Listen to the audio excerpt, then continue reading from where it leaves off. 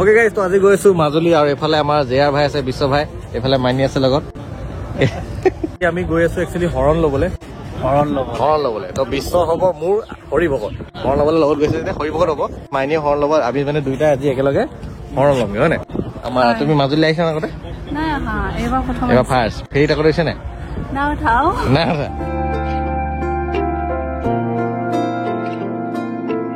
কালিৰ পৰা মানে আমি বতৰত আছো। এইফালে মাইনী এনাৰ্জি নাই, ফিউজ এইজনটো পুৰা একদম চাৰ্জ। আৰু চব আৰু এটা কথা আপোনালোকে মন কৰিছে নাই, গোটেই দাঢ়ি চুলি কাটি পেলাই লাভ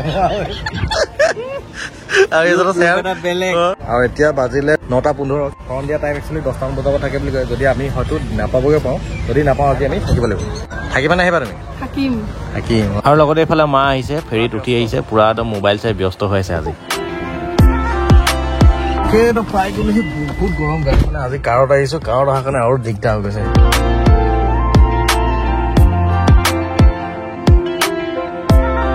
ফেৰী ঘাট পাওঁতে অলপ মানে লেটেই হ'ল, একদম মূৰামূৰি টাইমত পালোহি। এইফালে আমাৰ হৰণ দিয়াতে টাইম প্ৰায় হওঁ আৰু এইফালে মাইনী এখন খুলিবই পৰা নাই মানে। পকাত চকাত কি আছে সৰা বস্তু সোমাই আছে বোলে। একচুৱেলি টাইম হওঁ 10:30 আগতে পাবগৈ লাগে। আৰু আপোনালোকক ক'বলৈ থাকিয়ে গৈছিলে আমি আহিছো আউনীআটী সত্ৰ, আৰু এয়া আমাৰ ৰাজমেধি ডাঙৰীয়া আমাক আগবঢ়াই লৈ গৈছে সত্ৰলৈ। পুৰা লৰালৰি যেন তেন পাইছো। এতিয়া আমি ৰাজমেধি ডাঙৰীয়া বহা পালোহি, আৰু ইয়াত আমাৰ নামকেইটা লিখিব লাগিব, আৰু লগতে আমাৰ কিছুমান দান বৰঙণি আছে, সেইখিনি ইয়াত আমি জমা দিছো। অনন্ত হাজৰিকা ৰাজমেধি ডাঙৰীয়া ওচৰত আমি পিঠা আৰু কি দিলো মা? শৰাই নৈবদ্য দিলো। এইফালে চেলেং কাপোৰ ললো, এইফালে চুৰিয়া পিন্ধিলো, আৰু এইফালে কোন আছিলে? বিশ্ব ভকত। আমাৰ এইফালে ভকতেও পিন্ধি ললে ড্ৰেছ। আৰু লগতে আমাৰ যিকেইটা নাম যোনে যোনে আমি হৰণ ল'ম, মানে মাইনী, মই, অভিলাষ আৰু আমাৰ ভকত ডাঙৰীয়া নামখিনি আমি ৰেজিষ্টাৰ কৰিলো। আৰু এতিয়া আমি গৈ আছো ক'লে? ক'ত গৈছো? মূল সত্ৰলৈ গৈছো। এয়া আউনীআটী সত্ৰখন, কি ধুনীয়া পৰিৱেশ। তো বেছি মানে জোচ কৰা নাই, কাৰণ বহুত কি পৰিৱেশ হয়, শান্তি পৰিৱেশ। সেইকাৰণে গৈছো আৰু অলপ পিছত আমাৰ হৰণ লোৱা পৰ্ব ষ্টাৰ্ট হ'ব। কেনে লাগিছে? কেলৈ লৈছো আমি হৰণ? পিছত মায়েহে ক'ব।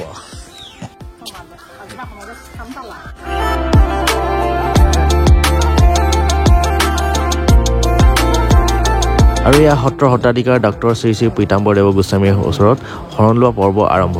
কিন্তু সেইখিনি আমি কেমেৰাত বন্দী কৰিব নোৱাৰিম, কাৰণ কিছুমান কথা থাকে ভিতৰত। আৰু লগতে এয়া চব হৰণীয়া ভকত বহুত আছে, আৰু লগতে মহিলাও আহিছে। আমাৰ হৈ গ'ল হৰণ লোৱা, চবকে এটা নাম দিলে।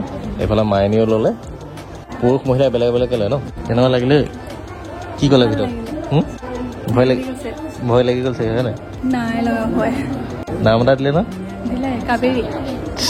ইয়াৰ পিছত কিছুমান পৰ্ব থাকে। এতিয়া আমি সেৱা কৰিবলৈ আহিছো।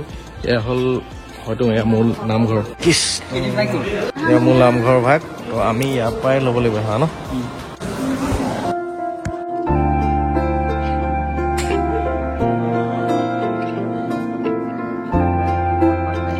আৰু ইয়াত থকা এই প্ৰকাণ্ড খুঁটাটোলৈ মন কৰক। এইটো হ'ল তুলসী খুঁটা, যাক লাই খুঁটা বুলি কোৱা হয়। আগতে মানে সত্ৰবোৰ নিৰ্মাণ কৰোঁতে এই খুঁটাটো ব্যৱহাৰ কৰা হৈছিল। মূল নামঘৰত আমি সেৱা ল'লোঁ, আৰু এতিয়া আমি যাম ডেকা প্ৰভু নাইবা ডেকা গোঁসাইৰ ওচৰত এতিয়া সেৱা ল'বলৈ যাম। তো টোটেল তেনেকৈ কেইবাগৰাকীৰ ওচৰতো সেৱা ল'ব লাগে। ইয়াৰ পাছতে আকৌ আৰু দুজনৰ ওচৰত সেৱা ল'ব লাগিব।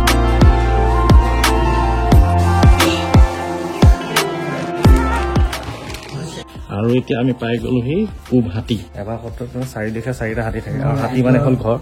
এইফালে পূব ফালে আছে কাৰণে এইডোখৰ নাম হ'ল কি হয়? কোৱা তুমি? পূব হাতী। হাতী মানে কি? হাতী মানে হ'ল ঘৰ। আৰু এটা ৰুমক ইয়াত বহা বুলি কোৱা হয়। শ্ৰী অনন্ত হাজৰিকা ওজা ৰাজমেধি তেখেতৰ নাম। আৰু ইয়াত তেওঁ লিখা আছে আমগুৰি বচা চহৰ, যাৰ যোনটো এলেকা সেই এলেকাটোৰ নাম ইয়াত লিখা থাকে। চব তেখেতৰ দায়িত্ব হয় আমগুৰি বচা চহৰ। আমগুৰি বচা চহৰ তেখেতৰ এলেকা। সেই এলেকাটোত কেইবাখনো গাঁও পৰে, মানে আমি য'ত থাকোঁ সেইখন গাঁও পৰে, আমাৰ লহংপুৰীতে গাঁও, গতিকে তেখেত তালৈও যায়। আৰু এয়া ৰাজমেধি ডাঙৰীয়াৰ ওচৰত সেৱা লোৱা হৈছে। আৰু লগতে ইয়াত সত্ৰৰ হৰণ লোৱা নিয়ম অনুসৰি হৰি ভকত ডাঙৰীয়া আৰু মোৰ মাজত যি দুখন গামোচা আছিলে, লগতে প্ৰসাদ আছিলে, সেয়া সাল সলনি কৰা হয়। গোটেই কাৰ্যসূচীখিনি খতম হ'ল, আৰু এতিয়া আমি লাষ্টত ৰাজমেধি ডাঙৰীয়াৰ বহাত এয়া অন্নমুঠি গ্ৰহণ কৰিছোঁ। এইফালে দিছে তেখেতে, চাই লওক। তো এনেকৈ কালিৰ পৰা থকা ব্ৰত আজি এনেকৈ ভংগ কৰা হ'ল, আৰু লগতে হৰণ লোৱা পৰ্ব খতম, আৰু এতিয়া যাব লাগে ঘৰ। ফাইনেলি আমি গাইজ যাবলৈ ওলালো আৰু এটা বস্তু দেখাইছো আৰু এইটো দেখাব থাকি গ'ল। এয়া আমাক মালা দিছিলে, এয়া হ'ল তুলসীৰ মালা। যেতিয়া মানে শৰণ লোৱা হয় ন এনেকে পিন্ধিবলৈ দিয়ে। এই মালাডাল এতিয়া খুলি থৈছো আৰু যেতিয়া যজ্ঞ হ'ব হোম যজ্ঞ এতিয়া এইডাল আকৌ পৰিধান কৰিব লাগিব। গতিকে এইডাল আমি আকৌ ইয়াতে ভৰাই দিছো আৰু লগতে এইফালে আমাক প্ৰসাদ দিছে।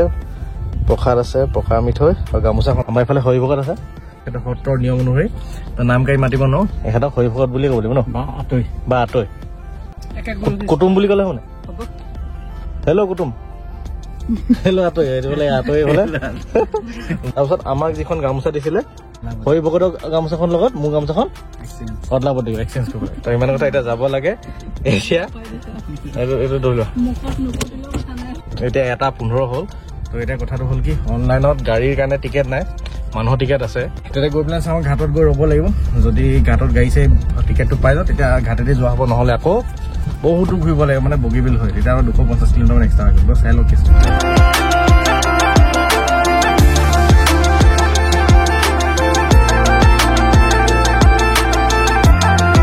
আমাৰ উভতনি যাত্ৰা আৰম্ভ আৰু এতিয়া আমি গোটেই তিনিটা একেলগে যিহেতু শৰণ ল'লো, এইফালে আমাৰ ভকত হৈ গ'ল। তো ইয়াক মানে আজি পৰা মই নাম গাড়ী মাতিব নোৱাৰো, নামটো পাহৰি যোৱা হ'ল। ইয়াক মাতিব লাগিব আতৈ নাইবা ভকত।